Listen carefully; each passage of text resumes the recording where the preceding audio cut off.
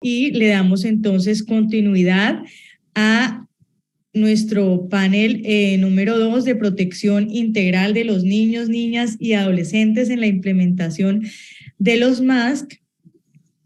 Y para eso tenemos a la doctora Cecilia Díez como moderadora.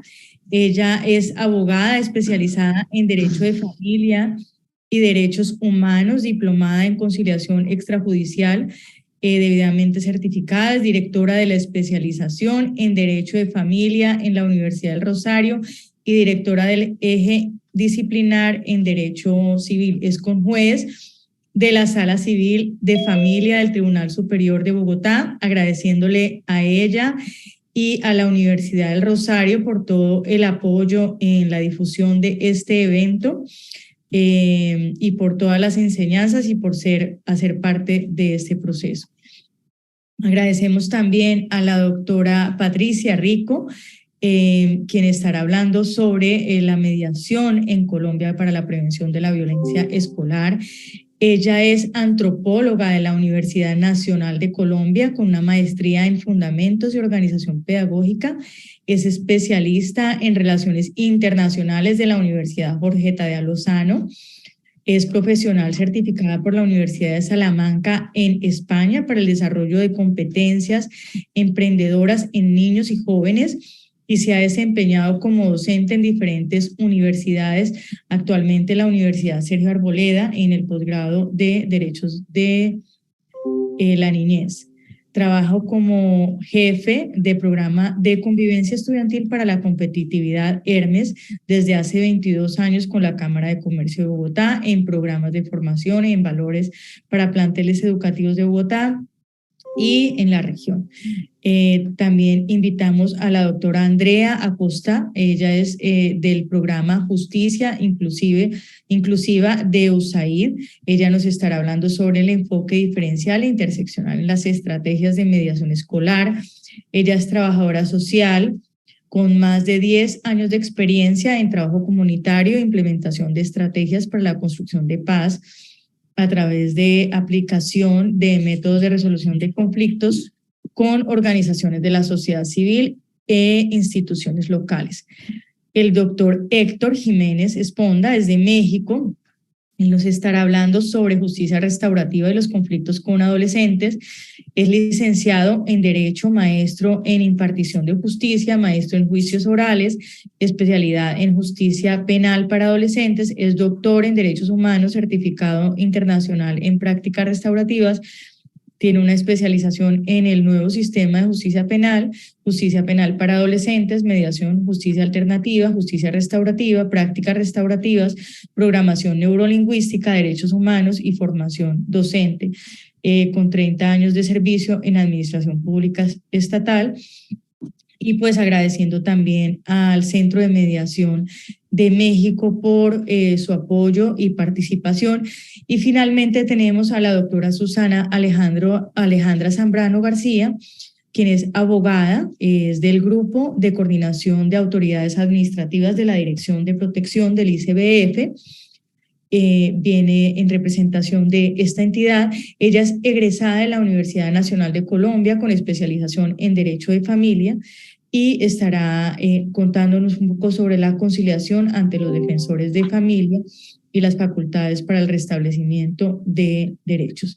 Entonces invito a la doctora Cecilia Díez a moderar este panel sobre la protección integral de los niños, niñas y adolescentes en la implementación de los MASC. Muchas gracias, doctora Cecilia, y a todas nuestros panelistas por estar el día de hoy presentes. Buenas noches, María Mercedes, infinitas gracias por la invitación. Unas felicitaciones muy grandes, porque creo que es un gran evento. Y un gran evento que nos reúne con el universo, que es lo más importante para tener conocimientos globales a lo que apunta verdaderamente hoy la conciliación, la mediación, la justicia restaurativa. A todos los panelistas con que voy a conversar, infinitas gracias también. Sé que cada uno desde su perfil nos va a verdaderamente enseñar y aportar en ese eje central del Congreso, que es lo que finalmente tú has planteado con todos los paneles.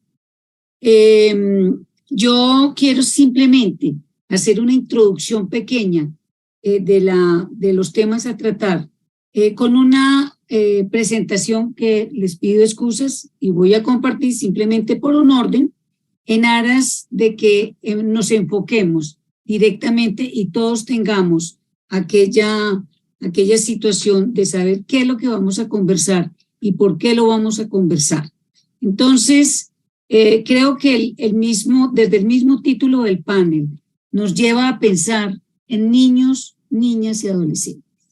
Y si partimos de nuestra normativa colombiana interna, que es el Código de la Infancia y la Adolescencia, protección integral que es considerar, tener a nuestros niños, niñas y adolescentes como sujetos plenos de derechos, con una obligación por parte de todos, bajo un concepto de corresponsabilidad, es decir, bajo un concepto que el Estado, la sociedad y la familia debe garantizarles sus derechos, debe prevenir una amenaza de esos derechos o una vulneración y en caso de que estén vulnerados, pues entrar a restablecerlos. Y esos medios de restablecimiento son a los que apuntamos ahorita en este momento, en este panel, con la gran intervención de las personas como ya nos la presentó directamente María Mercedes.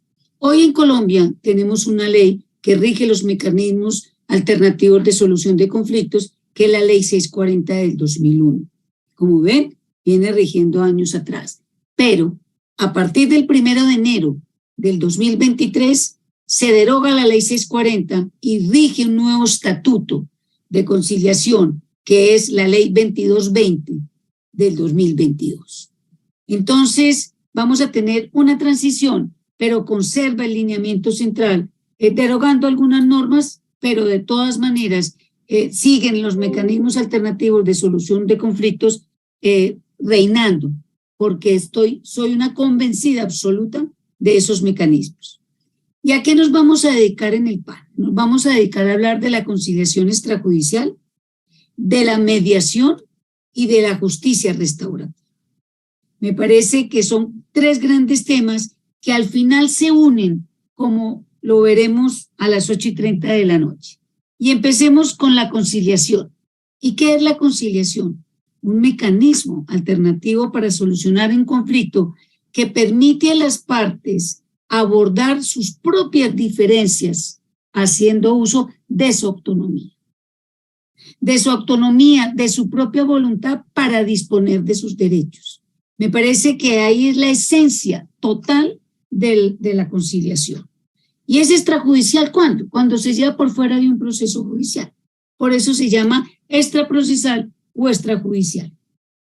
Y para algunos procesos judiciales dentro de nuestro ordenamiento jurídico colombiano se ha convertido en un requisito previo que se ha denominado requisito de procedibilidad.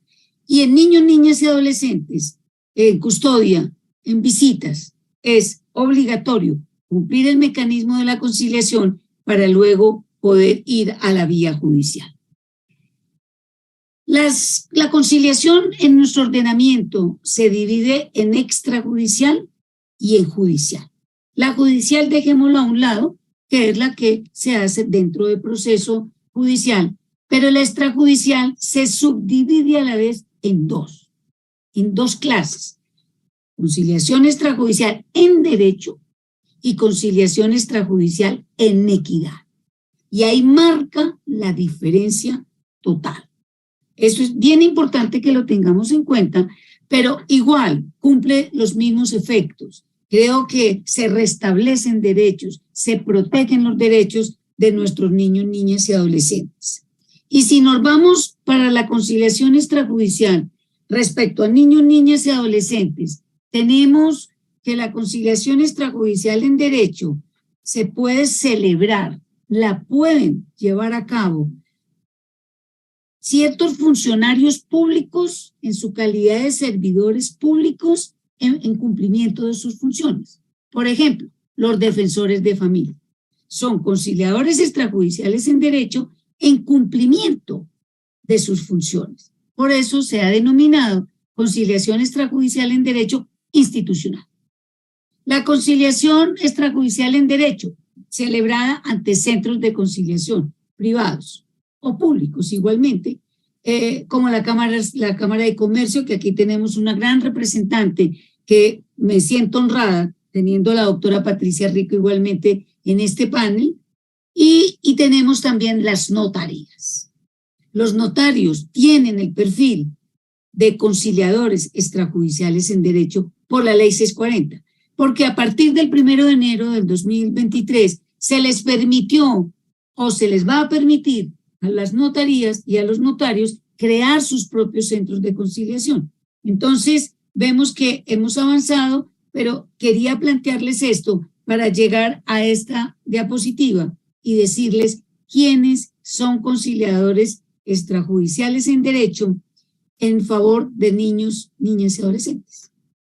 Agentes del Ministerio Público, es decir, todos los procuradores judiciales de familia son agentes del Ministerio Público y como agentes del Ministerio Público, la ley los ha determinado que pueden conciliar. Los conciliadores de los centros de conciliación, llámese privados, llámese de los consultorios jurídicos de las universidades y así sucesivamente.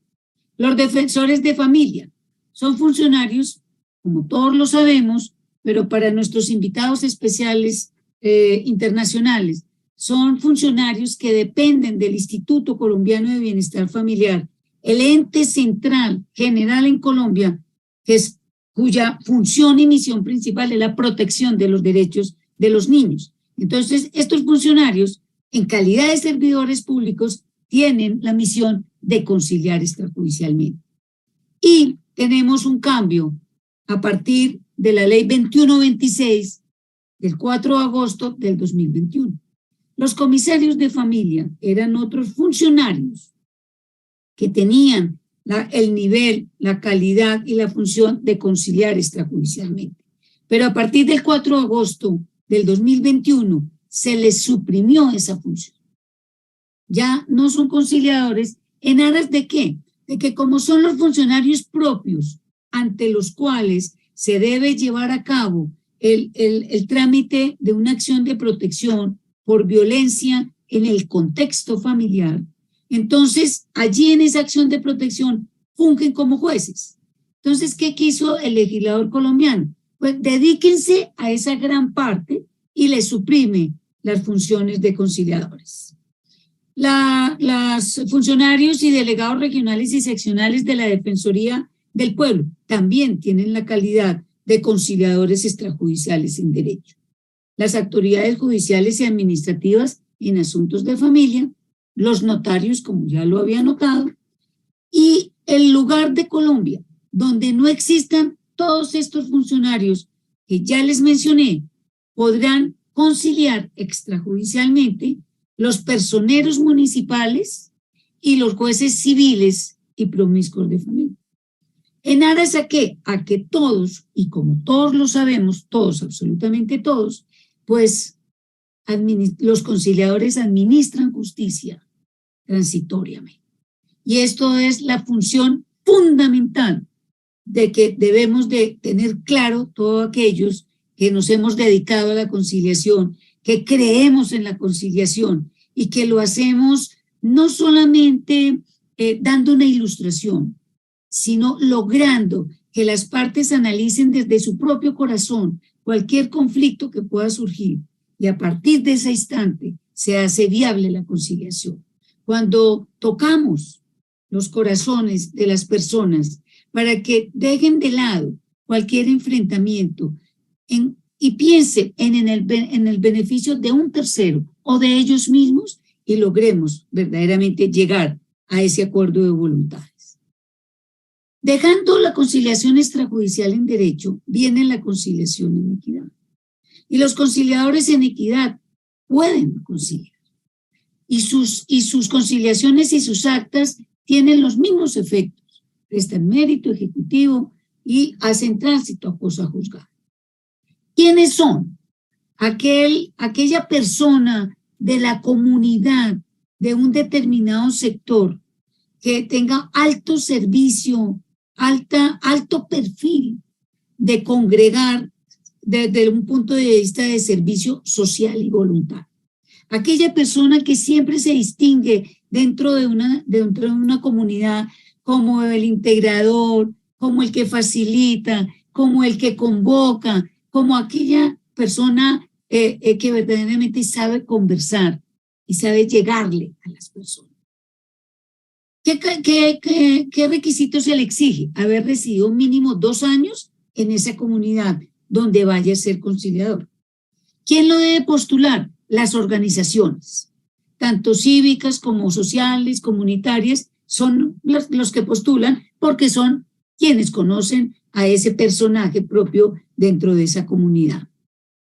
Se les debe hacer un reconocimiento comunitario, desde luego, y deben certificarse como conciliadores en equidad ante el Ministerio del Interior, y el Ministerio del Interior les hace todo el estudio, les busca sus perfiles, les hace todo un análisis de su hoja de vida para luego presentarlo ante los tribunales superiores respectivos, quienes finalmente hacen la elección. Pero de todas maneras creo que cumplen una tarea muy importante en Colombia y que no la debemos de dejar de lado, sino estar a la par como con la conciliación extrajudicial en derecho. Y viene el segundo tema. Creo que eso es un tema fascinante y yo parto de una gran frase que encontré hace mucho tiempo de David Hoffman de la Universidad de Harvard. Y dice, la mediación brinda un canal para que las personas encuentren su propia verdad. Me parece profunda la frase, absolutamente profunda, porque eso es la mediación. Porque tan alto perfil tiene el mediador como para llegar a lograr que las personas conozcan su propia verdad. Y al encontrar su verdad, pueden llegar a las mejores soluciones. ¿Cómo la podemos definir? Como un procedimiento consensual, confidencial, en que participa un facilitador neutral y puede revestir distintas formas. Es la intervención de un tercero neutral e imparcial que facilita una comunicación, que facilita y promueve una charla, un diálogo, para lograr una negociación entre las partes. Me parece que es una función especial de que esa persona que tenga esa calidad de mediador, mediadora, es de características absolutamente loables, absolutamente altas, porque llegar a que una persona o 2 personas o 3 piensen en diferente forma a como creían que era lo propio de ellos, eso es muy importante en la vida. Y así nos lo ha definido la Corte Constitucional colombiana en una gran sentencia, la C-1195 del 15 de noviembre del 2001. Me parece que es una sentencia lineal en Colombia, modular, y que nos permitió entender la mediación haciendo una gran diferencia con la conciliación.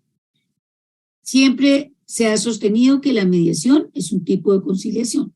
Al conciliador, ¿qué se le exige finalmente? Que presente fórmulas de arreglo.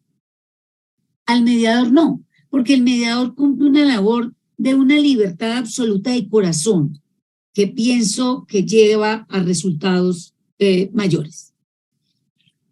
La mediación es una comunicación asistida para la obtención de un acuerdo. E igual lo consideramos, como lo acabo de decir, un mecanismo para la resolución o solución de un conflicto o de una disputa, cuya finalidad es que el pleito no alcance instancias judiciales, resolviendo a partir de un acuerdo o de un convenio entre las partes.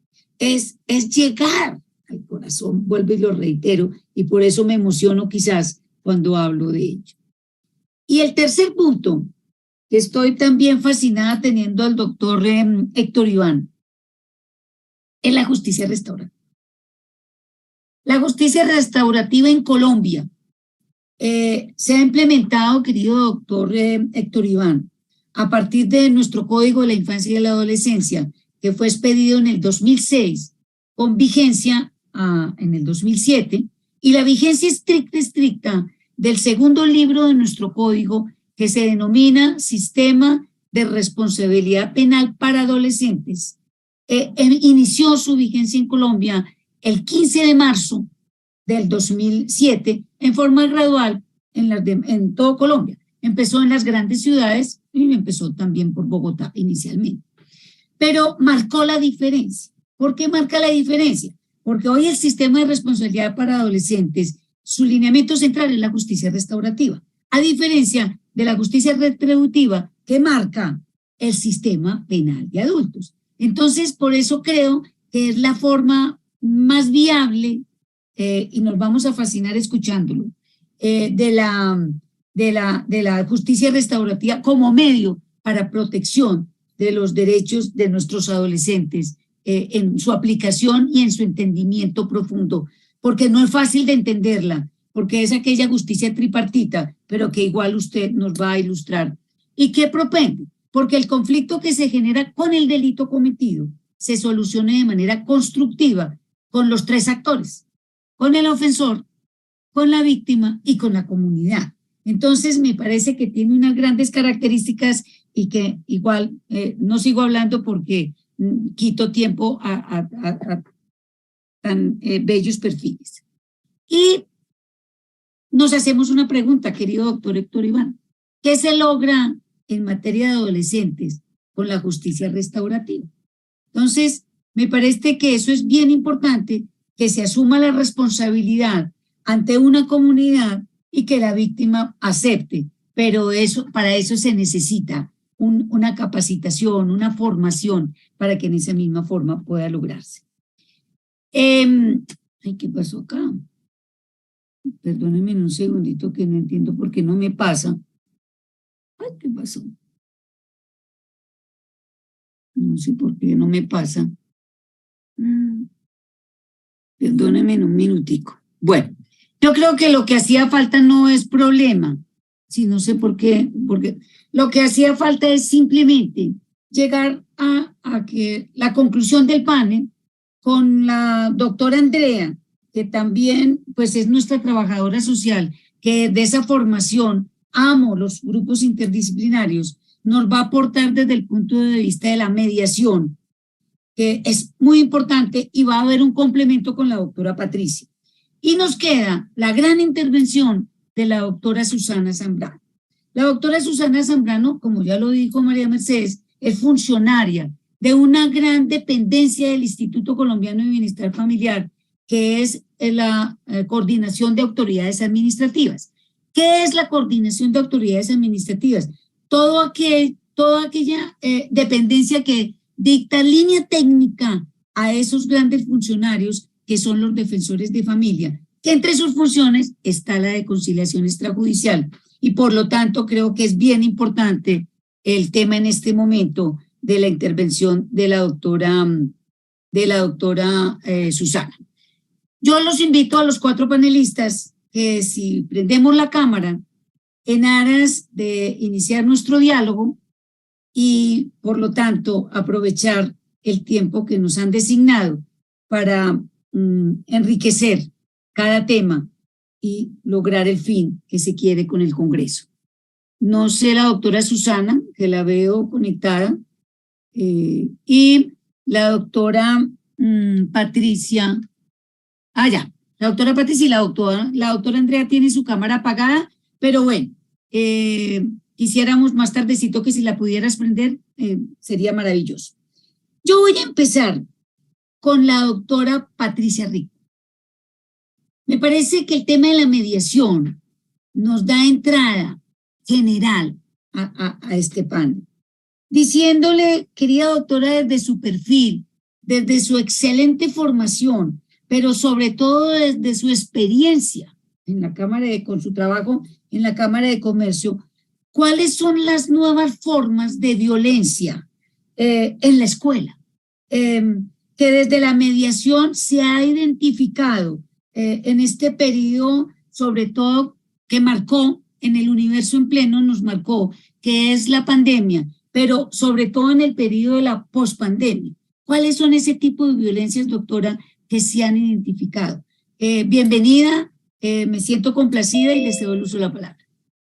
Igualmente, doctora Cecilia, muchas gracias y igual de complacida y de honrada por estar participando en este buen conversatorio. Yo me voy a atrever a hacer un breve contexto de qué es lo que estamos haciendo desde la Cámara de Comercio para poderlo conectar. ¿Cómo fue que empezamos a vislumbrar todo esto que usted plantea como la tipificación de un conflicto distinto después de la pandemia? Nosotros hemos venido trabajando la mediación escolar. La mediación escolar, como usted magistralmente estaba haciendo una introducción, pues se enmarca dentro de esa bondadosa figura de la mediación, teniendo lógicamente esas posibilidades excelentes para los jóvenes en donde ellos logran resolver sus conflictos desde ellos, por ellos y para ellos. Este es un programa, lo que hemos venido adelantando, es un programa entonces de poder acercar todas esas posibilidades de la mediación, pero dirigida a los estudiantes, al joven, a que tengan la opción de que no tengan necesariamente que llevar sus conflictos interpersonales a que sean sancionados o a que tengan que ser dirimidos de una manera, dijéramos, impositiva, sino que los puedan resolver a partir de la mediación. Ese programa nos ha permitido identificar muchas cosas, lo hemos venido perfeccionando y lo más importante de todo esto es que sí nos ha dado la opción de identificar cómo desde ciertas condiciones contextuales empezamos a ver que se empiezan a esclarecer unas formas de conflictividad y de violencia muy propias de ciertas circunstancias, como fue, por ejemplo, el pasar de la pandemia a una nueva presencialidad con lo que llamamos una nueva normalidad. Lo más grave de todo esto, y quiero dejar en contexto un poco esa preocupación, es que se transformaron las relaciones a partir de la pandemia. Lamentablemente, el vínculo que existía en otros momentos se desvanece. ¿Por qué? Porque se vuelve más después de una pandemia que fue un aislamiento, lo que viene a traer el joven y lo que viene a traer a la comunidad educativa es que ya ellos no se conectan en la misma posibilidad vinculante. ¿Qué genera eso a su vez? Que sienten que en algún momento pueden generar el malestar, el disgusto y desenfrenar este conflicto con mucha más facilidad. Es decir, que el conflicto se presenta con mucha más frecuencia, no necesariamente con más intensidad, pero sí con más frecuencia. Lo que está indicando que no importa, ya no me conecta el amigo. Tan es así que hemos logrado conseguir a partir de la narrativa que los jóvenes ni siquiera enuncian que son mis amigos, sino mi compañero. No está tipificada la amistad como un punto central, que no es que sea una situación, dijéramos, criticable. Simplemente estamos viendo que hay una transformación en el relacionamiento y eso nos está dando otro tipo de conflictividad en el ámbito educativo. Pero lo más grave de todo esto es que ese tipo de conflictividad, al no tener ese vínculo, en algunos momentos lo ven de una manera mucho más, dijéramos, más folclórica, por darle un adjetivo. Y desde esa perspectiva continúan el conflicto no necesariamente en la escuela, sino en la red. Entonces esto sigue siendo una forma de conflictividad que antes no se presentaba tan acentuadamente y ahora lo estamos viendo. ¿Y qué es? Que se da lo que estamos connotando como el ciberbullying, el matoneo por medio de las redes, que se genera a partir de este primer nivel de acercamiento en la presencialidad, pero que termina siendo perpetuado porque el uso de las redes se volvió algo muy normal en la pandemia. Lamentablemente no estuvimos dijéramos, educados para poder hacer el uso de que nos correspondía de esas redes. A todos nos cogió fuera de base. Nadie puede decir que estaba preparado para la pandemia, y menos el joven. Y nuestros jóvenes terminaron entonces accediendo a una posibilidad de la virtualidad que lo que generó fue este tipo no solamente de relacionamiento, sino de capacidad de hacer el daño porque estoy detrás de un aparato. Esa mediación entonces se vuelve más compleja porque no tenemos la posibilidad de denunciar el quién, cómo, hasta que no genera todo un movimiento de cómo descubrir quién estaba detrás de todo esto. ¿Qué se necesita entonces? Tenemos que empezar a trabajar de una manera muy distinta en este momento para que no escale el conflicto en la medida en que está haciéndolo, traspasando la frontera de lo escolar y llegando a lo virtual. Esa es una de las situaciones que tenemos que tener como un fenómeno que no lo estamos vislumbrando de una manera muy evidente, que se está dando de una forma importante. ¿Qué otra forma también tenemos en la escuela? Hemos encontrado que el nivel de emotividad con que llega nuestra población no es un secreto para nadie, que fue como una contención emocional lo que hubo en la pandemia. Cuando se salen los jóvenes nuevamente a la presencialidad, al ámbito educativo y dentro de una escuela, la emotividad está al flor de piel. Entonces, hay una exacerbación de la sensibilidad, por llamarlo de alguna manera, y no dar adjetivos de una forma peyorativa. Es una reacción permanente de los jóvenes, casi que no se permite ni siquiera rozarse el uno con el otro. Cuando los docentes plantean esta situación, dicen algo pasa, porque estos muchachos parecen como si estuvieran a toda hora con ganas de pelear. Es ese nivel de sensibilidad, de emotividad. Después de haber estado contenidos, llegan a una nueva dimensión, nueva en la medida en que salen como si hubieran estado totalmente presionados, y esta olla a presión suelta todo lo que sea, y ahí estamos tipificando una violencia distinta. Distinta, ¿por qué? Porque obedece más a la emotividad, ni siquiera hay un racionamiento previo de me hizo, simplemente no soporto, no quiero, no me lo aguanto. Y esas cosas tienen unas implicaciones en las dinámicas escolares que nos están preocupando, porque el mediador, que son nuestros jóvenes, cuando encuentran eso, encuentran una forma muy difícil de connotar el conflicto, y es, ¿y qué fue lo que pasó? No, es que me rozó. Se te fue el micrófono. Ya, ¿estamos? Perdón. No, tranquila, se te apagó. Termina con esa última frase porque tenías el micrófono apagado, tranquilo. Entonces, lo que estamos encontrando en esta mediación es precisamente el que la forma como el mediador tiene que abordar, tiene que darle un ingrediente más, y es casi volverse un lector empático y compasivo de la emoción. Esa es una de las características de la mediación en la escuela a partir de esta nueva forma de conflictividad que estamos encontrando. Listo. Querida doctora Andrea, me has dicho, estoy absolutamente fascinada y traté de tomarle el mayor apunte posible, pero yo voy a volver con usted más tardecito, tranquila. Yo quiero como ir complementando este gran tema de la mediación con la doctora Andrea. Y doctora Andrea, desde su programa de Justicia Inclusiva en USAID, admirable desde todo punto de vista, soy una gran admiradora de USAID, de todas las funciones que desarrollan en nuestro país.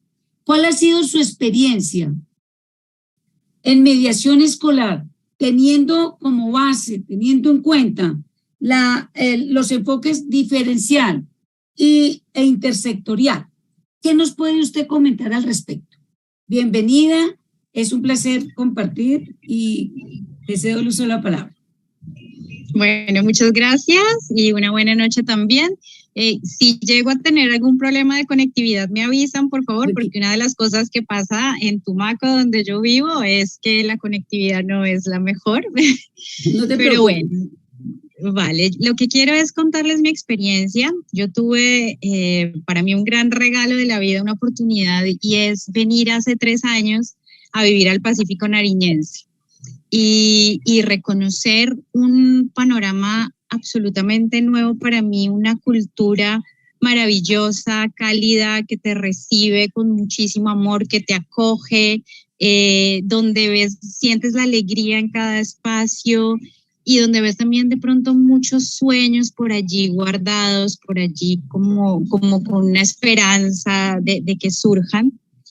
Pero en medio de toda esta belleza que se vive en el Pacífico Nariñense, también te encuentras con un panorama un poco desolador, complejo, con situaciones de racismo, con una pobreza extrema, con unos niveles de desempleo y de empleo informal que suman un 70% de lo que existe en el territorio, hablando de Tumaco específicamente, con un conflicto armado que ha sido de los más intensos del país por diferentes causas y que continúa presente, no solamente a nivel macro, sino que lo vives en los barrios, que se vive en la cotidianidad.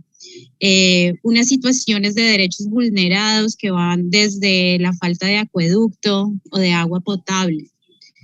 Te encuentras también con situaciones como una violencia basada en género muy fuerte, donde las prácticas de machismo, de abuso, hacen parte también de la cotidianidad de los niños, las niñas y los jóvenes, de las mujeres en general, donde el feminicidio es una práctica que especialmente en los últimos meses se ha hecho cada vez más fuerte, y donde te encuentras también a unos niños, niñas y adolescentes que no tienen tanto reconocimiento, ¿sí?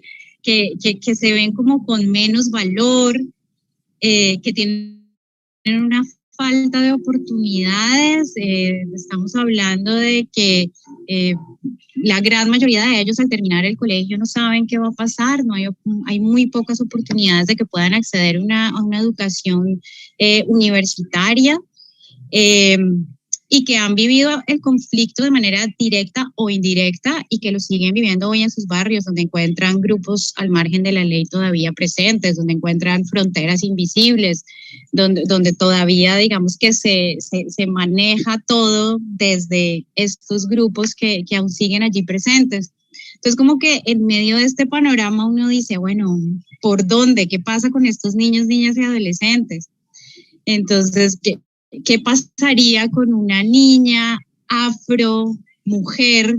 Sí, porque dicen que finalmente estas discriminaciones no se suman, sino que se multiplican, ¿sí? Es donde allí encontramos que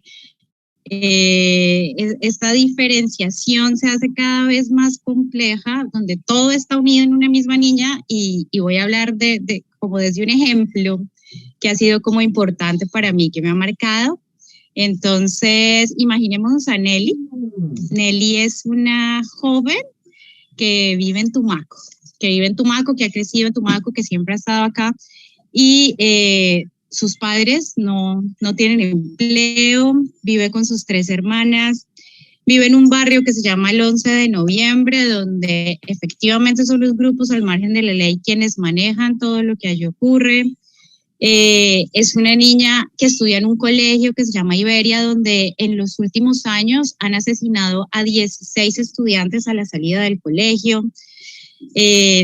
No tiene la posibilidad dentro de sus sueños, la educación universitaria se hace bastante compleja y uno dice, bueno, se une todas estas dificultades en Nelly y ¿qué pasa con ella? O sea, ¿cómo le planteo yo a Nelly una posibilidad de futuro? Entonces, empezamos a pensar como cuando lo vivimos decimos, bueno, acá se necesitan herramientas, se necesita apoyar, se necesita conciencia, pero ahí es donde siento yo que no es solo desde afuera, ¿sí? No es solo unas herramientas que llegan desde afuera, sino es cómo lograr que esas herramientas internas de las personas se descubran, se exploren y se lleven hacia afuera. la mediación escolar y específicamente la implementación de la caja de herramientas de métodos de resolución de conflictos, que es con quien llega la mediación escolar a Tumaco, una caja de herramientas que ha sido construida con el Departamento Nacional de Planeación, el Ministerio de Justicia, en apoyo para ese momento, el Programa de Justicia para una Paz Sostenible de USAID, donde se hace una formación de unos jóvenes mediadores y que en este momento, con el Programa de Justicia Inclusiva de USAID, se está retomando y fortaleciendo. Resulta que esa mediación escolar llega a esos territorios y se convierte en una herramienta para jóvenes como Nelly, en una herramienta donde Nelly tiene la posibilidad de reconocer un nuevo panorama y de ver que en medio de ese conflicto en el que ella vive todo el tiempo, también una oportunidad que le da voz, una oportunidad donde ella puede ser agente de cambio, donde ella puede contar lo que le está pasando, puede explorar dentro de ella qué herramientas tiene, porque ella ha visto afuera quizás este conflicto armado y esta forma de resolver los conflictos desde la violencia, pero también empieza a descubrir que incluso dentro de su misma cultura, sus ancestros usaban el diálogo como una forma de resolución de conflictos, que eran los abuelos, que eran los mayores quienes construían acuerdos para generar mejores condiciones de convivencia dentro de sus comunidades. Entonces, creo que esta ha sido como para mí una experiencia maravillosa, ver cómo la mediación escolar con jóvenes que tienen un panorama bastante desolador, se convierte en una puerta para esa construcción de paz real, donde los jóvenes son protagonistas en los pequeños espacios, son protagonistas en la escuela para ir transformando esa violencia que viven en su escuela, son protagonistas dentro de su familia, porque también van un poco permeando las prácticas en la casa para reconocer cómo ese diálogo puede y es también válido en la resolución de conflictos. Creo que ese es un ejemplo de muchos de los que pueden existir en el país. Estamos hablando acá de una cultura específica como la afro, pero claramente si hablamos de un niño indígena en otros espacios también con otros tipos de prácticas, pues creo que eso también tiene la mediación escolar, que no es tan rígida, sino que puede ser adaptable a los espacios a donde llega, para convertirse en una herramienta real de construcción de paz, donde niños, niñas, adolescentes puedan participar y ser agentes de cambio. No, doctora Andrea, qué maravilla. Yo creo que además usted está en una zona verdaderamente que yo comparto su criterio. Yo creo que es una bendición. Viajar a Pasto, no conozco sino Pasto, pero de verdad es una dicha esa región del país. Le agradezco infinitamente, pero vuelvo con usted porque esto es una maravilla total. Claro que sí, gracias. Y no, gracias a ti. Yo le voy a dar paso al doctor Héctor Iván. Ustedes dirán, pero qué cambio tan brusco de justicia restaurativa, mediación y justicia restaurativa. Pero yo le voy a hacer una introducción al doctor Héctor Iván diciéndole que los mecanismos de justicia restaurativa o entre los mecanismos de justicia restaurativa está la conciliación extrajudicial, está la mediación y está la conciliación en el incidente de reparación. Y con base en eso, querido doctor, yo quería preguntarle, ¿cómo incide la justicia restaurativa en el tema de los adolescentes, doctor? ¿Cómo incide verdaderamente y sobre todo en nuestro país, que fue un cambio rotundo desde el 2007, como se lo había comentado? Doctor, bienvenido, muchísimas gracias. Y le cedo el uso de la palabra. Al contrario, muy buenas noches a todos y a todas. Me siento sumamente honrado de estar en un panel, no solo rodeado de bellas damas, sino además grandes profesionales, expertas y conocedoras del tema. Mi agradecimiento infinito además a la doctora María Mercedes, a APG, Paz y Reconciliación, por esta oportunidad. Y la verdad es que me encanta escucharlas desde cada uno de los ámbitos, desde los que vienen trabajando. Usted lo dijo muy bien, doctora Cecilia, este congreso es para eso, para aprender y para conocer, y para interactuar y para conocernos. Lo cierto es que estos temas inciden en nuestra cultura. Cada país, cada comunidad, cada región tiene su propia cultura, su idiosincrasia, su propia forma de resolver los conflictos. Pero hay algo muy cierto. A nivel mundial, el derecho penal no fue construido para las víctimas. El derecho penal fue prácticamente diseñado para castigar una conducta. Y entonces, a lo largo del tiempo, nos hemos acostumbrado culturalmente a castigar las conductas que no van, que no están acorde, que moralmente no son aceptadas, que no tienen que ver con la regla, con la norma establecida, ya sea dentro del derecho positivo o dentro del derecho natural. Pero además, en cultura, nos hemos acostumbrado a rechazar todo lo que no es igual a mí, todo lo que no es igual a nosotros. Y entonces, pues nos hemos dedicado no solo a castigar, sino además a estigmatizar. Me encanta cuando hablan de mediación y de conciliación. México tiene un parámetro muy particular. En México tenemos un movimiento que surge desde el 92, pero además tenemos muy claras algunos conceptos, muy establecidos algunos conceptos. Y cuando hablamos de mediación, antes de entrar a mi tema, ¿verdad? Cuando hablamos de mediación, entendemos que sí es un mecanismo de resolución de conflictos, por supuesto. Más que un método, es un mecanismo de resolución de conflictos, pero que implica la voluntad de las partes. El mediador no tiene autoridad para imponer, para condicionar, para solucionar. Gestiona la comunicación entre las partes para que ellas por sí mismas puedan llegar a la solución del conflicto. Y hablamos de conflicto, porque si hablo de controversia, no hay que olvidarnos de algo. Nuestro lenguaje nos condiciona, nuestro lenguaje nos forma, nuestro lenguaje nos predispone. Entonces, desde allí el mediador tiene que tener mucho cuidado en las palabras que utiliza. Si yo hablo de controversia, puedo estarme dirigiendo específicamente a la controversia judicial, y no es lo que se busca. Estos mecanismos, como usted bien lo señaló, pueden ser pre-, intra- o postprocesales. Pero en todo caso lo que buscan es la no judicialización, es decir, que los conflictos no lleguen a la instancia judicial. En la mediación, el mediador, a través de diversas herramientas, como bien lo señalaba la doctora Andrea, logra que las partes interactúen, se comuniquen,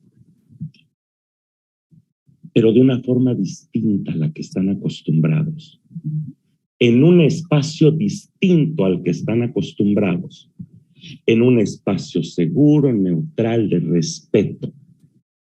Luego entonces, el mediador debe de tener habilidades.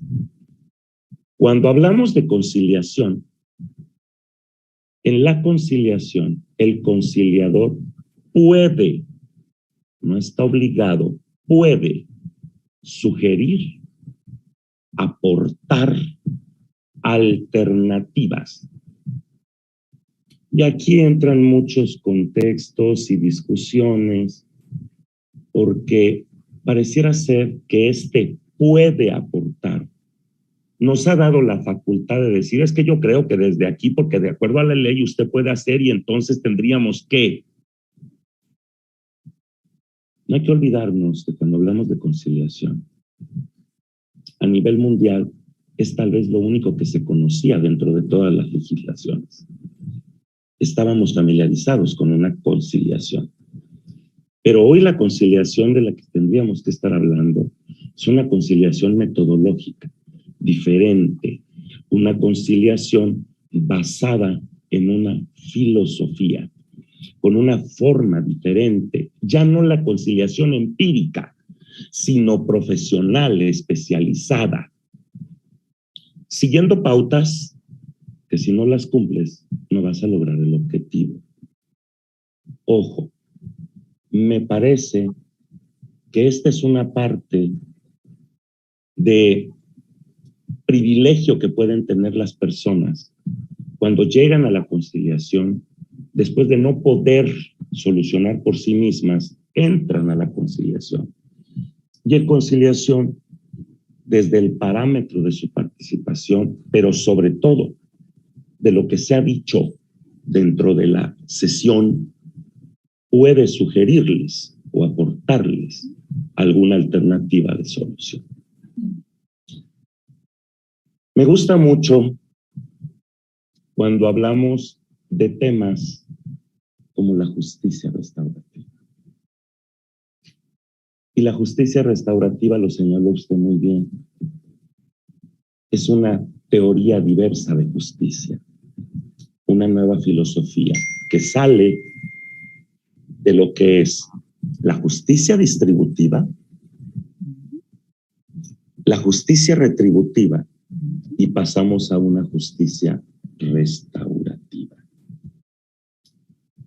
Decía, y fíjense bien, Nils Christie, uno de los grandes en justicia restaurativa, ¿cuánto castigo requiere el ser humano para ser disuadido de sus fechorías? Y ojo, nos hemos dedicado a castigar. Y entre castigo y castigo nos hemos venido quedando ciegos todos. Porque no hemos salido del ojo por ojo y diente por diente. La justicia restaurativa, su filosofía, está centrada en la reparación. Está centrada en la reintegración. Pero está centrada en la restauración de las personas.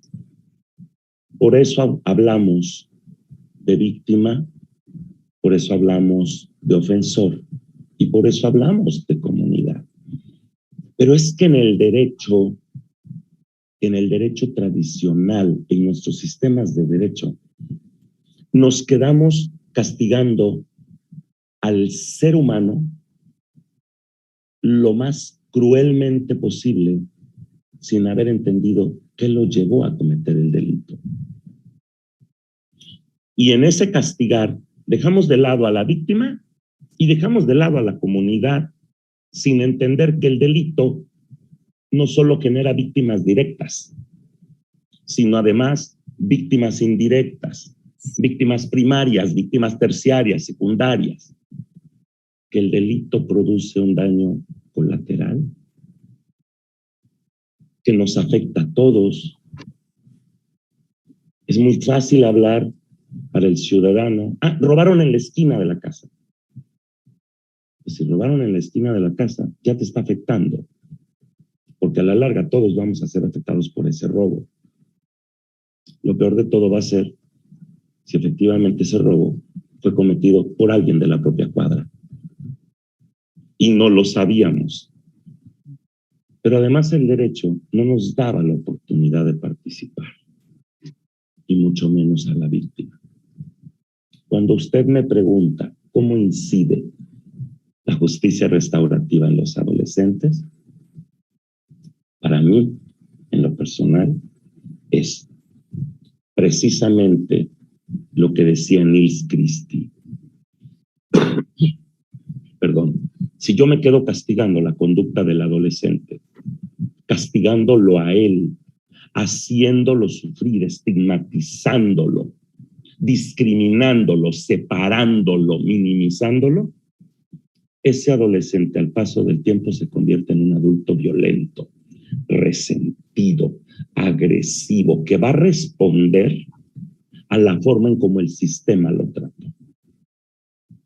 Es por eso que la justicia restaurativa se convierte en una gran herramienta para que el adolescente no solo tome conciencia de que su conducta estuvo mal, algo que el sistema tradicional y en adultos no se genera. no hay toma de conciencia, no hay toma de responsabilidad, y mucho menos la intención de reparar el daño. Pues que me metan a la cárcel y ya me quedo en la cárcel y no me importa lo demás. O sea, ojo, me parece que hoy la justicia restaurativa es una gran aliada, particularmente en el tema de adolescentes. Hacerlos reflexionar, que tomen conciencia del daño causado a través de la participación de la propia comunidad. Y ojo, no estoy hablando de la comunidad en el contexto social.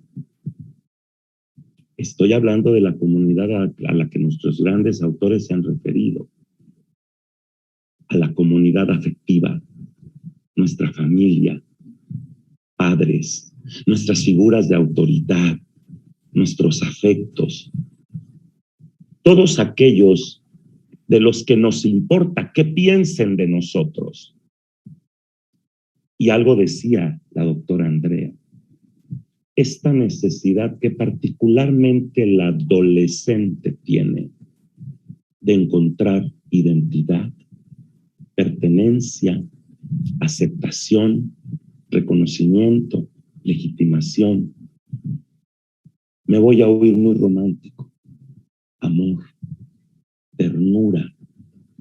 Si lo estigmatizamos desde el primer momento, ese adolescente toma, de acuerdo a la psicología social aplicada, va a tener una respuesta igual a la que le estamos dando. ¿Están de acuerdo? Perfecto. Entonces, ojo, yo quiero cerrar con esto nada más. ¿Cómo incide la justicia restaurativa? Precisamente en que el adolescente tome conciencia, se responsabilice, repare el daño, pero sobre todo, ojo, sobre todo, se comprometa a no repetir la conducta. Eso es lo que se busca particularmente. Muchas gracias. Es fascinante escucharlo, doctor, desde luego, y eso es lo que pretendemos con nuestros adolescentes en Colombia, entre 14 y 18 años, de no castigarlos. Esa es la razón por la cual no se le imponen penas sino sanciones, y ahí podríamos seguir hablando en su segunda oportunidad, doctor, qué maravilla. Y yo creo que este primer escalón del panel lo cierro con la doctora Susana. Doctora Susana, sabe de mi afecto, de mi dedicación por la infancia y la adolescencia, sobre el cual yo creo que a diario conversamos. Y usted, como aquella persona que está pendiente de la línea técnica de los defensores y defensoras de familia de nuestro país, yo quisiera que usted nos ilustrara sobre un punto que es de discusión a diario en los sistemas alternativos de solución de conflictos.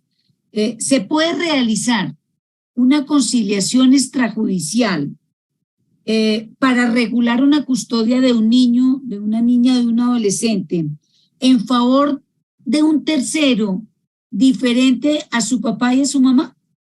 Doctora Susana, bienvenida. Es una felicidad de nuevo compartir contigo y te cedo el uso de la palabra.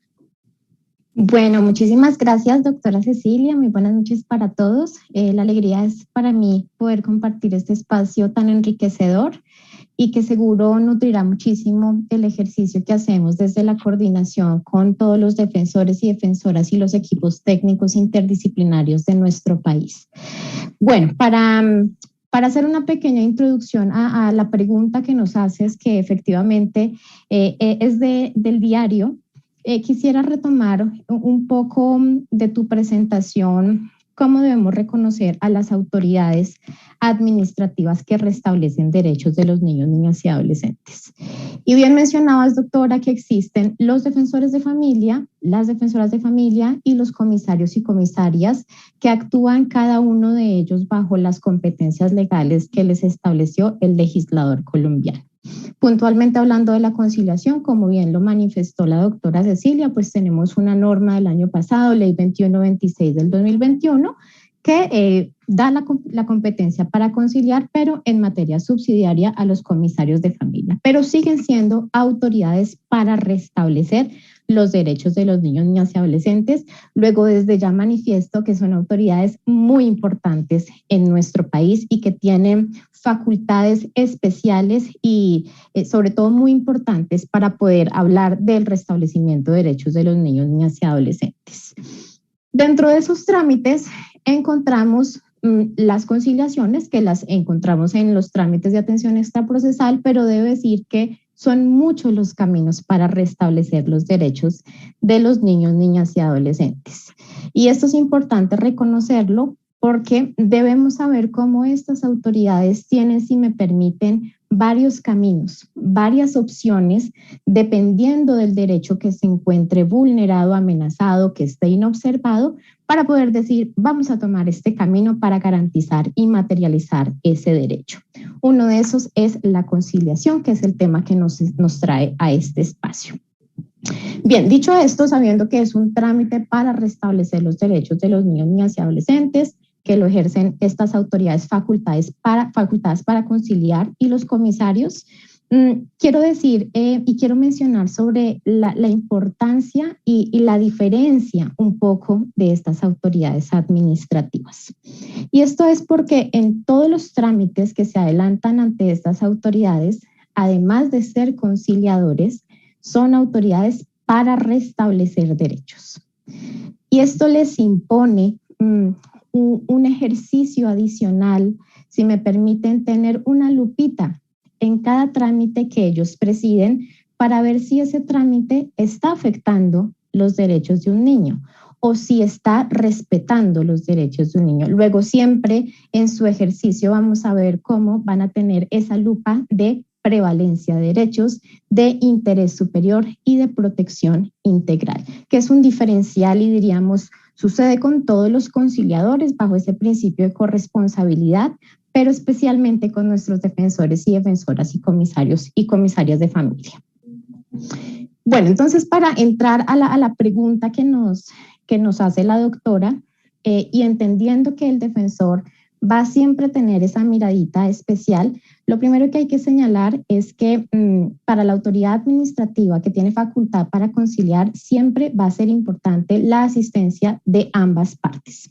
Y yo hago esta aclaración para quizás romper el imaginario que tenemos de que es posible conciliar los derechos de un hijo o de una hija solitos. Mamá, me voy sola ante el conciliador y le digo, yo quiero que me fije la custodia. Ese defensor, ¿qué le va a preguntar? Le va a decir, bueno, mi señora, ¿y dónde está el papá de ese niño? Si hay reconocimiento paterno, ¿no? El comisario le va a preguntar al papá, ¿y dónde está la mamá de la niña? Y esto es muy importante, reconociendo las características de la conciliación, por supuesto, pero también reconociendo en el trámite la importancia que tienen ambos padres, porque ambos padres para el niño, niña, adolescente, pues son de vital importancia. Luego esa sería como la primera aclaración que quisiera compartir y luego decir que en principio la conciliación, fijación de custodia, debería ser para padre y madre. Y pues ya hay bastantes pronunciamientos de la Corte en donde la Alta Corte sugiere que preferiblemente sea y que por ley, por el Ministerio de Ley, tienen ese derecho de custodia que quede en cabeza de padre y madre y excepcionalmente en cabeza de terceros. Terceros me refiero a familia consanguínea principalmente y de forma muy excepcional. La familia que reconocemos como solidaria, que pues también la ha reconocido el legislador colombiano. Pero aquí es en donde se ve la diferencia en el ejercicio que hace la autoridad administrativa. Entonces, por supuesto, podemos conciliar, llamar, por ejemplo, a una tía que quiere hacerse cargo de la custodia del niño, pero ahí el defensor de familia que está actuando como conciliador, además va a tener esa visión periférica y adicional de qué está pasando. ¿Por qué este niño va a quedar en cabeza de un tercero cuando está mamá y papá? ¿Cuáles son las circunstancias que llevan a tomar a los padres esta decisión? Y el defensor o comisario, comisaria, dependiendo de la competencia, podrá indagar con otras herramientas que la llamamos verificación de garantía de derechos si algo malo está sucediendo con ese niño, niña o adolescente. No siempre se tiene que hacer, pero ahí es en donde está el diferencial de las autoridades administrativas, y es que pueden hacerlo si evidencian una amenaza o una vulneración de derechos. La respuesta sería, doctora Cecilia, sí se puede, de forma excepcional, siempre analizando el caso a caso, y la autoridad administrativa tiene la facultad para hacer las valoraciones necesarias para ver si detecta una amenaza o una vulneración de derechos, y sobre todo definir si realmente hay lugar a que ese niño quede con un tercero, y que va a prevalecer en este tema el vínculo preexistente y significativo. Es decir, no podemos entregar la custodia a un, permítanme la expresión, perfecto extraño para el niño.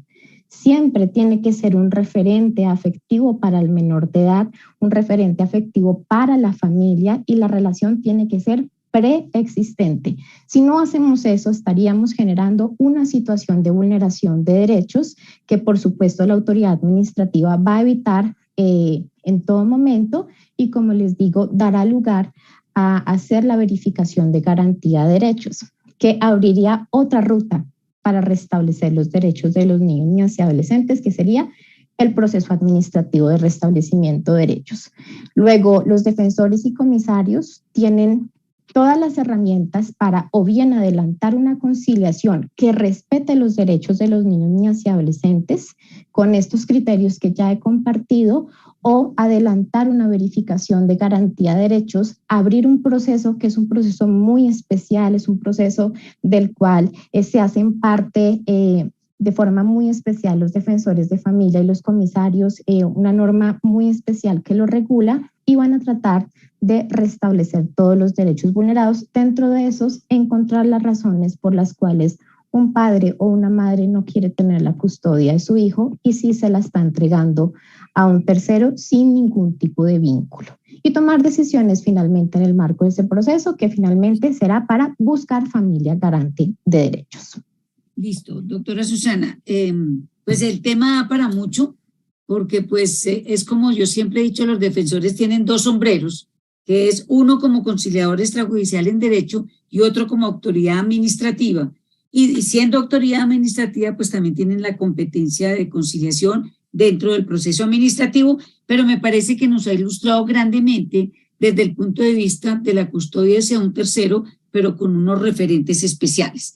En esta segunda ronda, yo quiero, voy a variar el orden, pero quiero decirles a todos y a cada uno, si en la segunda ronda puede haber controversia en el mejor sentido de la palabra, adición a la intervención de cada uno, bienvenido. Yo creo que es un conversatorio entre personas maravillosas y creo que bien vale la pena.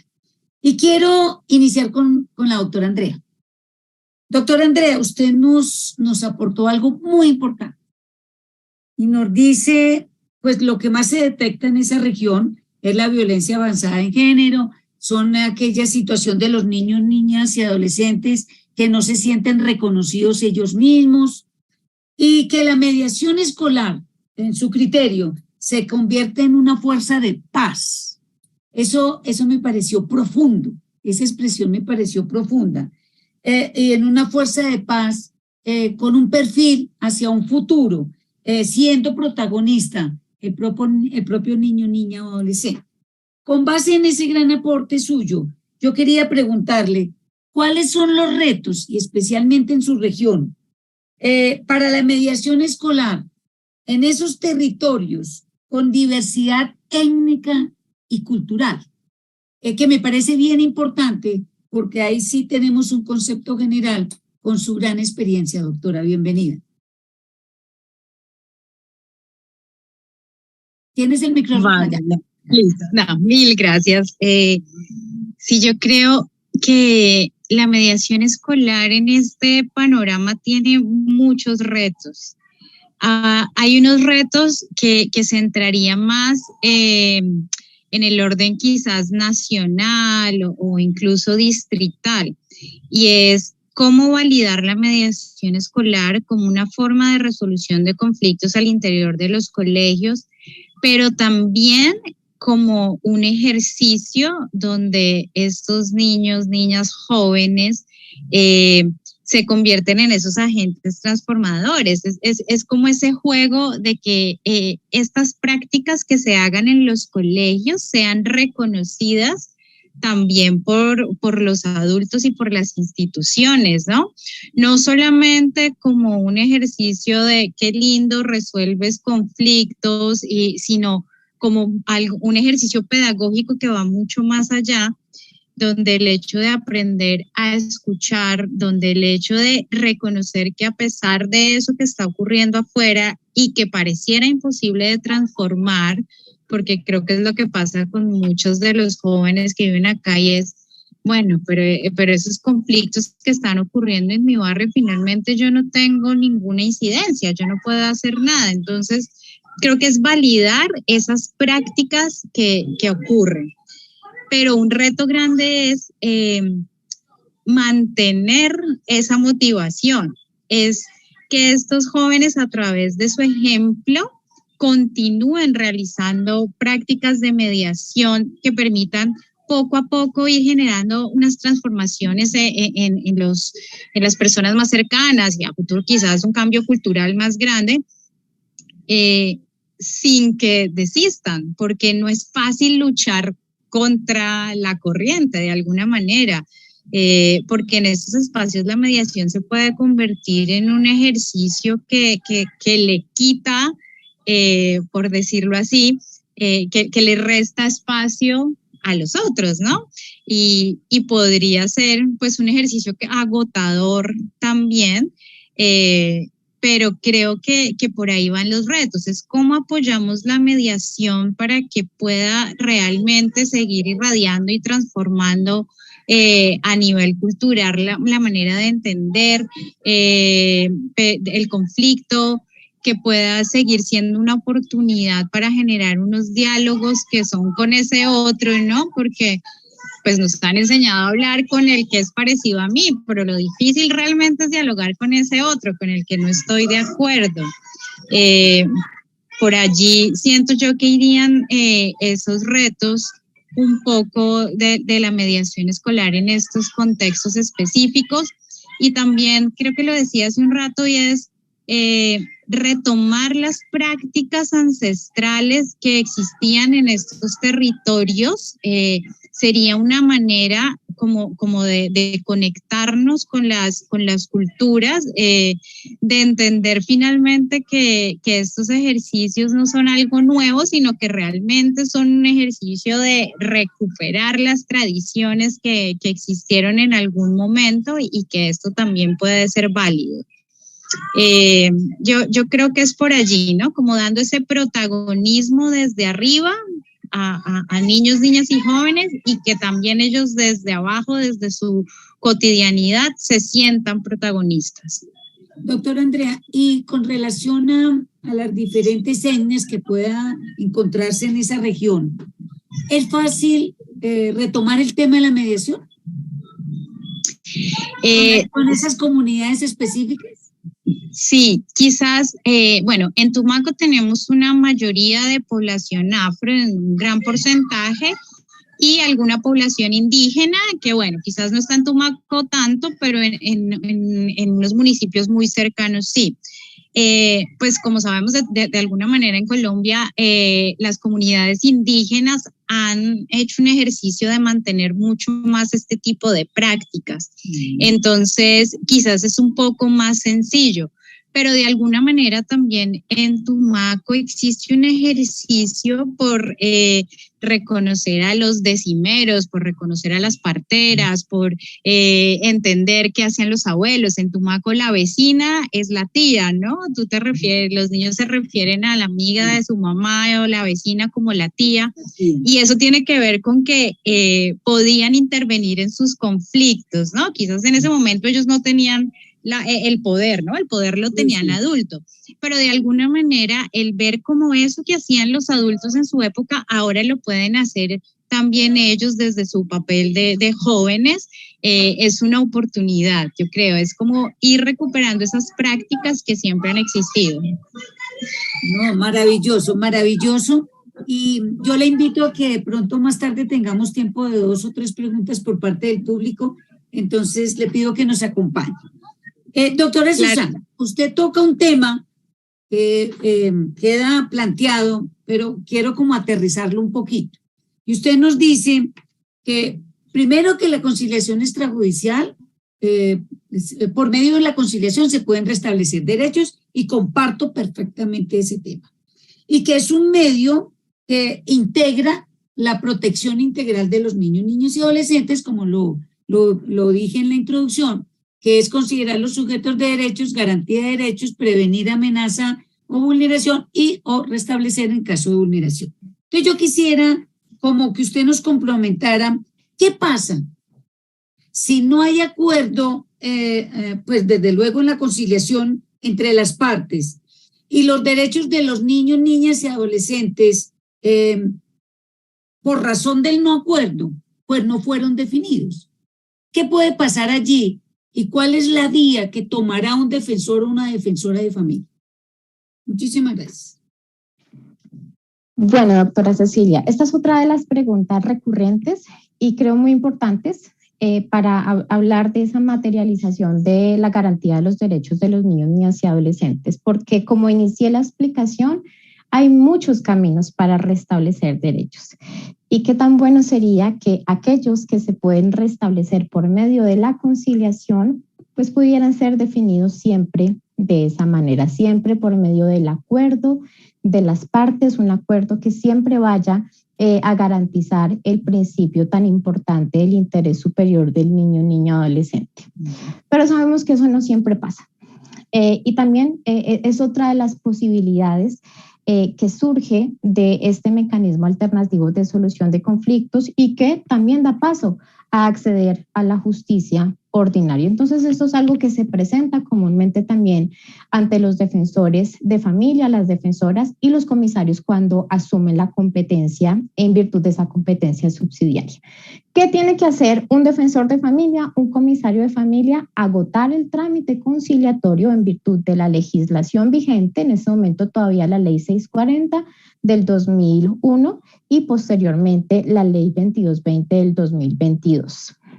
Agota ese trámite conciliatorio y una vez fracase el mismo emitiendo las respectivas constancias, como su merced lo manifestaba, va a pasar algo muy especial con las autoridades administrativas y es que se van a quitar su sombrerito de conciliadores y se van a poner el sombrerito de autoridades para restablecer los derechos de los niños, niñas y adolescentes. Esta es una facultad muy especial que hay que decirlo, el legislador dispuso solamente para los defensores y comisarios de familia.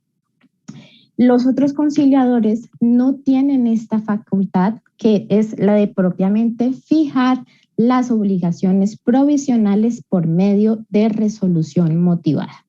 Eso es lo que sucede luego de una audiencia fracasada, es la potestad que tienen los defensores y defensoras de decir, bueno, perfecto, ustedes intentaron arreglar ese conflicto, las fórmulas que se proponen en el espacio no son suficientes, ustedes no llegan a un acuerdo, pero yo soy autoridad para restablecer los derechos, estoy facultado legalmente para ello, voy a fijar ese derecho que está siendo discutido. ¿Por qué? Porque no lo podemos dejar en el aire, permítanme la expresión.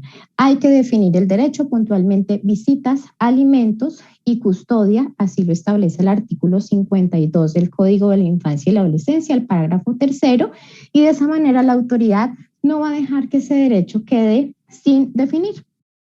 Entonces, eso es lo que tiene que hacer la autoridad administrativa. La excepción sería esa imposibilidad de hacerlo cuando previamente ya hay algo pactado con relación a esos derechos, visitas, alimento y custodia, ahí no lo podría hacer, no tendría la competencia para hacerlo, pero si se entera que eso no ha sido definido, si por ejemplo estamos ante una primera solicitud de conciliación, tiene que hacerlo. La autoridad tiene que fijar esas obligaciones provisionales, lo hace por medio de una resolución motivada que tiene que surtir el efecto de publicidad, es decir, hay que hacérsela conocer a las partes y ante eso las partes también tienen la posibilidad de oponerse a la decisión, de decir, defensor, defensora de familia, yo no estoy de acuerdo con la decisión que usted ha tomado, usted fijó la custodia en cabeza de la progenitora por esta y esa razón, pero yo, papá, no estoy de acuerdo. Me opongo dentro de los 5 días siguientes a la notificación de esa resolución y el conflicto se resolverá finalmente ante la jurisdicción ordinaria en la especialidad de familia. Y muy importante señalar, el que se vaya a discusión de un juez no le quita la fuerza a la decisión que toma la autoridad administrativa. Entonces veamos cómo el niño realmente queda, digamos, indefinidamente protegido. Se le protegieron sus derechos a las visitas, alimentos y custodia hasta tanto un juez de la República decida o bien confirmar o modificar ese régimen establecido. Y por eso es tan especial el papel que cumplen los defensores, defensoras, comisarios y comisarias. Tienen una facultad muy especial que ejercen con mucha responsabilidad y que estoy segura realmente es la que materializa sus derechos cuando el mecanismo que sería la conciliación pues no llega a ese feliz acuerdo. Bueno, yo creo que nos queda claro la forma de cómo se restablecen derechos a través de la conciliación extrajudicial celebrada por los defensores y defensores de familia. Infinitas gracias, doctora Susana, pero su presencia aquí nos enriquece, entonces por favor igualmente le solicito que nos quedemos. Gracias, y me voy con la doctora Patricia. Doctora, usted nos dijo, pero profundos conceptos que traté al máximo de precisarlos. En el sentido que me aprecia sobremanera escuchar que la mediación va dirigida a los estudiantes y a los jóvenes, evitando sancionarlos y mejor logrando que ellos solucionen a sí mismos cualquier, entre comillas, conflicto que pueda suceder, que se ha denotado en el periodo de la pandemia, de la pospandemia, que ya no se habla tanto de amigos, sino de compañero. Y yo siempre he escuchado, pues, muchos años atrás, como ven que tengo, que compañeros somos todos, amigos muy pocos. Entonces, me llamó mucho la atención esa expresión suya, porque yo creo que aporta cantidades al respecto, pero que se ha complejizado la situación por las tecnologías, como todos lo sabemos. Y hoy podríamos como hablar de una vulneración ciberbullying o de una situación parecida. Con base en todo ello que usted nos ha ilustrado, yo quería preguntarle cómo la mediación, desde luego escolar, se puede convertir en una herramienta para transmitir valores en democracia, que me parece que fue muy importante su aporte. Entonces, a ver si usted nos puede precisar esa segunda parte para seguirnos ilustrando, querida doctora Patricia. Tienes el micrófono apagado. Partimos entonces de un punto bien importante, a todos como que nos sitúa en este conversatorio, y es que la mediación escolar termina siendo esa buena posibilidad para que desde el punto de vista de las partes involucradas se pueda llegar a un acuerdo y a soluciones creativas. Y eso es el punto dijéramos, naciente para el ejercicio y la práctica social de valores muy importantes, como por ejemplo el consenso, que son fundamentales para el ejercicio de la democracia. Es algo que desde nuestra perspectiva cultural uno encuentra en muchos espacios que el consenso no se lleva a cabo de una manera adecuada, se interpreta de una manera más bien sesgada, y hay que empezar a involucrar al joven ese futuro ciudadano a que tenga esa capacidad de dar el consenso y de estar en consenso. Y la mediación es el espacio perfecto. Pero además de eso, el respeto por el otro. Ese respeto por el otro a partir de la diferencia es una de las situaciones más importantes que conlleva la misma mediación. Y es poder sentarme al otro con esas grandes diferencias, pero poderlo mirar al otro como un igual a mí. Nunca con esa capacidad que hemos venido lamentablemente perpetuando, con esa matriz de poder en donde siempre hay un ganador y un perdedor, sino al contrario, donde tenga el equilibrio, las partes se vean como iguales, pero respetando la diferencia. Entonces ese es otro elemento que me parece que es muy importante, porque para llevar a cabo realmente una elaboración cultural desde la democracia, se tiene que incorporar esto desde muy temprana edad. Eso no es una retórica, eso tiene que ser vivido y asimilado. El otro punto que me parece igualmente es que la mediación es el espacio perfecto para recuperar el diálogo. Eso que no se establece en otros espacios, porque es más el grito o es más el que tenga la capacidad de acabar con el otro, así sea argumentativamente. En la mediación hay la posibilidad del diálogo. Entonces ese equilibrio desde el diálogo empieza a incorporar en el joven la capacidad también de poder participar en espacios que la misma democracia va abriendo. Nosotros en nuestra sociedad, por ejemplo, tenemos espacios de participación muy importantes, pero no los sabemos aprovechar. El joven no conoce bien cómo aprovechar esos espacios de participación y en muchos momentos ejerce la violencia, como todos hemos visto en algunos episodios, lamentablemente pidiendo eso que quisiera gritar o hablar, pero como no ha sido realmente un movimiento que culturalmente le haya aportado esa capacidad de poder hacer del diálogo y de esa interacción con el otro, hacerlo vivido, pues termina haciendo este tipo de expresiones que no son las más adecuadas. Y el otro aspecto que me parece fundamental para la democracia es la autonomía. En la medida en que yo me siento en una mediación, estoy incorporando la capacidad de decidir sobre mi propio conflicto. Y eso tiene un valor importantísimo desde la autonomía. Y la autonomía es el paso fundamental para ejercer derechos, pero también para cumplir deberes. En el sentido en que cuando yo tengo y ejerzo con autonomía el poder hacer y dirimir mi propia situación del conflicto, estoy estableciendo corresponsabilidad. No me estoy victimizando únicamente, estoy entendiendo que tengo una participación activa tanto en el conflicto como en la solución. Y eso en la democracia va a tener un valor fundamental, casi que me atrevería a decir que es el paso previo a poder instaurar la justicia restaurativa.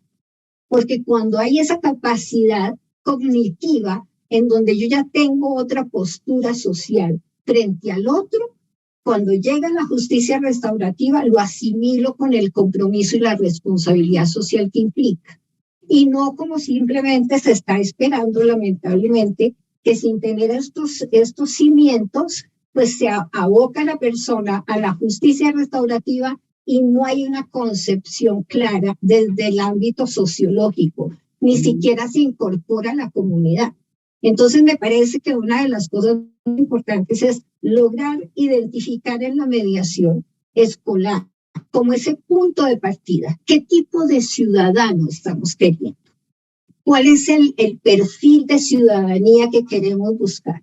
Si tenemos una mediación, seguramente vamos a tener unos elementos fundamentales que van a ser los que van a desmontar esa famosa matriz de poder, que vamos a tener realmente la capacidad y la corresponsabilidad de sentir que realmente hay opciones a poder hacer que la diferencia me enriquezca más de que sea una amenaza, como se ve en este momento, lamentablemente. Si usted difiere de mi pensamiento, usted me vuelve un personaje amenazante. Y tengo que acabarlo, tengo que exterminarlo, tengo que negarlo. Eso no puede seguir siendo. Para que realmente construyamos sociedad, tenemos que empezar a ver este tipo de situaciones. Entonces, Yo realmente veo desde la alternatividad que es el espacio predilecto para este tipo de nociones, donde realmente estamos logrando que sea el conflicto sea aprovechado desde un nivel pedagógico, constructivo y de oportunidad de crecimiento. Porque no se trata de decir que vamos a tener la sociedad ideal sin conflicto, lo sabemos perfectamente, pero aprender a hacer del conflicto la oportunidad para que yo aprenda a hacer lo que necesito ser y sea constante esa posibilidad pedagógica, pues voy a tener realmente unos espacios infinitamente hermosos para crear y co-construir a partir de la resignificación de lo que son las expresiones de las relaciones en los humanos. Esa es como una de las... Doctora Patricia, mire, me surge a mí una inquietud en este instante.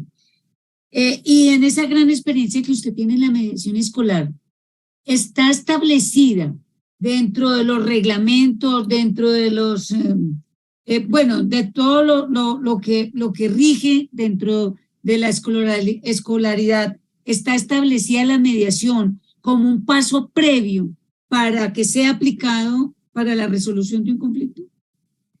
Lamentablemente eso todavía no ha llegado a ese nivel. Debería de ser. Casi como lo tenemos a nivel macro, lo deberíamos de llevar en el micro en la comunidad educativa. Lamentablemente no se tiene, y eso es una de las cosas que deberíamos, como estos espacios que divulgan las bondades de estas figuras, es lo que tenemos que empezar a hacer, y es generar esa conciencia de que esto no es una moda. Esto no es por si acaso, esto tiene toda una implicación arraigada de lo que queremos construir a futuro y que pueda realmente dar la dimensión social de lo que queremos con nuestros jóvenes. Porque vamos a perpetuar los conflictos que todavía se están generando simplemente porque no les damos las herramientas. No hay nada más contradictorio en este momento, por ejemplo, en un discurso de cualquier docente o de cualquier comunidad educativa donde se lamentan de la violencia y les piden a los estudiantes, por favor, no sean violentos. Y les dan las herramientas para no serlo. Les están dando realmente el camino apropiado cuando en toda la cultura está inmersa en la violencia, desde una canción hasta cualquier otra situación, porque sabemos perfectamente que como adultos estamos cargados y condicionados a responder violentamente. Entonces, ¿cómo vamos a hacer para que realmente este tipo de bondades se reconozcan no como una moda, no como una opción si de pronto sí, o cuando ya tienen problemas tan graves como el matoneo exacerbado que ha llegado a situaciones muy dolorosas que todos sabemos? En ese momento hay un campanacito en alguna comunidad educativa que dice, oiga, de pronto podemos hacer esto. No debería, como usted lo plantea, doctora Cecilia, debería de estar en todos los manuales de convivencia como paso previo, como una situación, además con una posibilidad que permita no tenerle miedo, porque les quiero decir que aquí se junta otro aspecto muy importante, y es que como adultos le tememos a dar autonomía a nuestros jóvenes. Esa es una de las situaciones más dolorosas que hay. No se cree en el joven, no se confía en el joven. Entonces, entre más blindada esté la capacidad y autonomía de ese joven, mucho mejor, porque lo contenga. ¿Para qué? Para ejercer control, para acribillar en algunas formas. Todos sabemos cómo violentamos muchas veces nuestros propios jóvenes desde un discurso muy paternalista, pero a veces sí lo hacemos. Entonces, si queremos llegar a hacer esto, tiene que empezar a desmontarse ese miedo para que puedan establecer el mecanismo como una posibilidad infinitamente buena, para que además no se escale el conflicto. Mire, está comprobado, nosotros nos hemos dedicado a hacer esta revisión, y una de las cosas que hemos establecido muy claramente es que aquellas comunidades educativas que tengan mediación escolar como un espacio para resolver conflictos tienen un menor índice de problemas de matoneo y de bullying. Necesariamente, ¿por qué? Pues porque tienen la capacidad de atender el conflicto en sus momentos iniciales. porque hay un espacio. Me voy a dar el ejemplo. Hay un muchacho que le están haciendo y le están dando un apodo. El apodo reiterativamente se vuelve acoso. El apodo reiterativamente se puede volver en matoneo. ¿Por qué? Porque incómodo, porque se volvió generalizado, porque unió una serie de variables y terminó ese muchacho exacerbado después de 2 años de haber tenido ese apodo. Pero si ese mismo momento en el que empieza el apodo cuenta con un espacio como la mediación escolar y va y expone su situación, muy seguramente esa situación la va a poder controlar y no va a escalar hasta los niveles en que vemos cuando se ha complejizado a un punto en que no lo podemos manejar.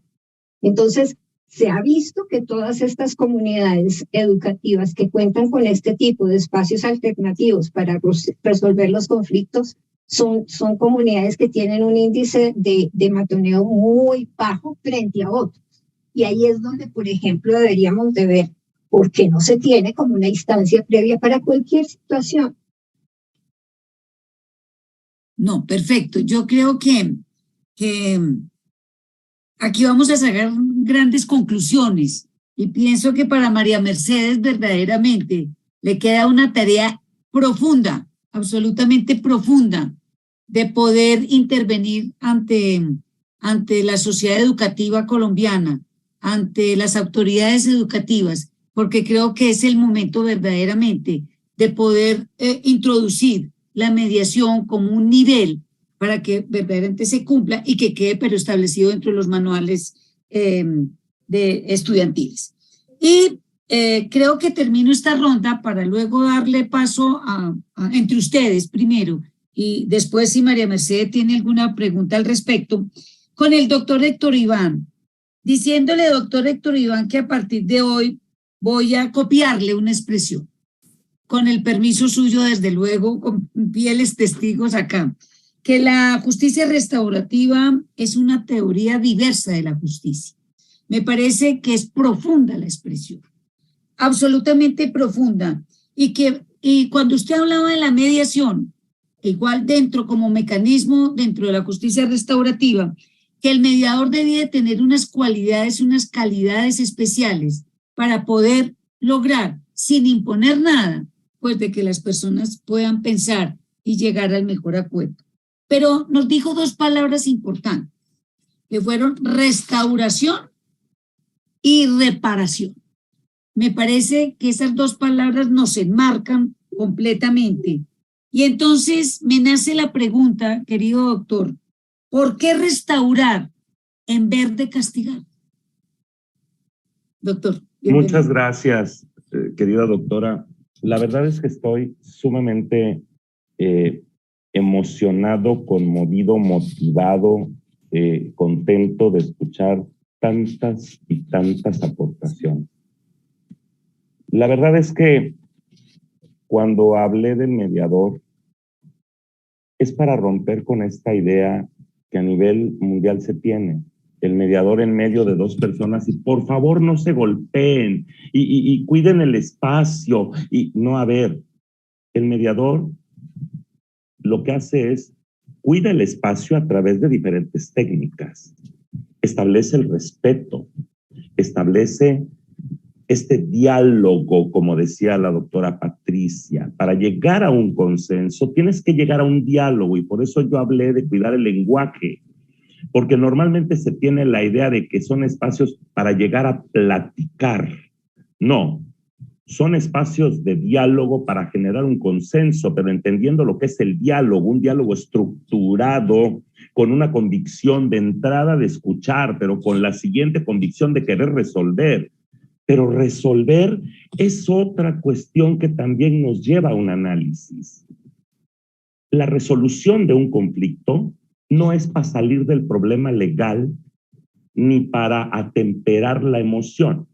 La solución de un conflicto debe de ser permanente, duradera en el tiempo, y para lograr eso tiene que haber una plena conciencia. Algo de lo que decía la doctora Patricia que me gustó es la autonomía, pero es que también como padres generamos esta cápsula de sobreprotección y de no tomes decisiones y no hagas esto y no hagas lo otro, y entonces pues viene a caer en lo que decía la doctora Andrea. Es un niño que no tiene reconocimiento, que no tiene la capacidad suficiente para tomar decisiones, pero se nos olvida todo salvo. Esta mediación escolar, más allá de generar desde la parte romántica ambientes cariñosos, respetuosos, se nos olvidó algo. Es prevención del delito, señores. Prevención del delito desde el espacio escolar, generando buenos ciudadanos que cumplan con el deber de lo que la comunidad está esperando allá afuera. Pero para eso también necesitamos un espacio escolar con docentes y maestros comprometidos y enamorados del espacio y de la resolución de conflictos. Quiero particularizar aquí algo con el debido respeto, pero es que conflicto y delito no son lo mismo. Y hace un rato hablamos de la resolución de conflictos o formas de conflictos, de resolver conflictos. La mediación y la justicia restaurativa tampoco son iguales. La resolución de conflictos tiene que ver con conflictos. Y cuando hablamos de justicia restaurativa, nos centramos específicamente en delitos que hoy, en la evolución de estos tiempos y de estos conceptos y de todos estos grandes autores, pues entendemos que la justicia restaurativa aplica para todo. Pero algo que decía la doctora Andrea también, hablando de prácticas ancestrales. La justicia restaurativa como tal la tenemos considerada a partir de 1970 con casos específicos. Pero se nos olvida que son prácticas ancestrales que vienen de nuestros pueblos originarios. Ellos a lo mejor no sabían que estaban haciendo mediación, no sabían que estaban haciendo justicia restaurativa, porque no había un nombre o un título, pero esas prácticas mantenían el orden y la paz social. La resolución de conflictos puede ser entre dos o más personas, y la resolución depende de ellos. Pero cuando hablas de justicia restaurativa, es hablar de un colectivo, de colectivizar. Hablas de la comunidad en general, entendiendo estas grandes filosofías ancestrales. Y me gustaba mucho ahorita que hablaban, porque se me vienen a la mente palabras como la otredad, como la nosotrificación, que en este mundo actual, moderno, hemos dejado de lado y hemos entrado solo a la individualización, a la materialización, al solo yo, primero yo y después yo. Y entonces, pues se pierde la resignificación, se pierde la palabra bien común. ¿Por qué restaurar en vez de castigar? Porque suficiente tiene violencia el mundo. Suficiente violencia ya hay en todas partes y en todos los contextos. Hoy, más que nunca, necesitamos, decía la doctora Patricia, resignificar nuestra relación, nuestra vida, nuestra interacción, pero sobre todo el objetivo por el cual estamos aquí. Hoy más que nunca necesitamos regresar a las prácticas ancestrales y darnos cuenta, no todo se resuelve con mediación, pero tampoco todo se resuelve desde la parte heterocompositiva o jurisdiccional. Y probablemente la opción que tenemos es restaurarnos. Pero para restaurarnos, me gustó mucho algo que dijo la doctora Andrea.